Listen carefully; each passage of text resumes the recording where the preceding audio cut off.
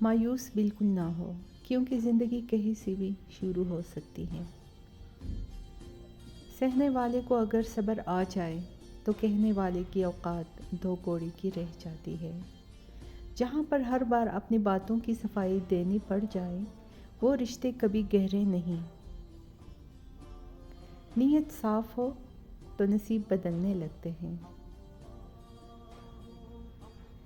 نصیحت کیجیے مگر شرمندہ نہ کیجیے۔ مقصد دستک دینا ہوتا ہے، دروازہ توڑنا نہیں۔ صرف غلط ہونے پر وضاحتیں نہیں دی جاتی، کئی بار ہم وضاحتیں اس لیے دیتے ہیں کہ سامنے والا ہمیں عزیز ہوتا ہے۔ اگر آپ صحیح ہیں تو کچھ بھی ثابت کرنے کی ضرورت نہیں، بس صحیح بنے رہے، وقت خود گواہی دے گا۔ اپنا غم ہر کسی کو مت بتائیے، کیونکہ مرہم ہر گھر میں ہو نہ ہو، نمک ہر گھر میں ضرور ہوتا ہے۔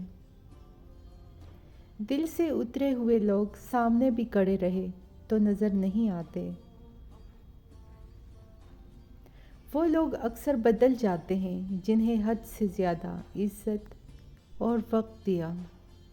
ان لوگوں سے ہمیشہ محتاط رہو جو باتوں میں مٹاس اور دل میں زہر رکھتے ہیں۔ یہ تلخ حقیقت ہے کہ آپ کی بات کو توجہ آپ کی حیثیت دیکھ کر ملتی ہے۔ رشتوں کی رسی تب کمزور ہوتی ہے جب انسان غلط فہمی میں پیدا ہونے والے سوالوں کے جواب بھی خود ہی بنا لیتا ہے۔ تمہاری اولاد وہ نہیں سیکھے گی جو تم کہتے ہو، بلکہ وہ کرے گی جو تم لوگ خود کرتے ہو۔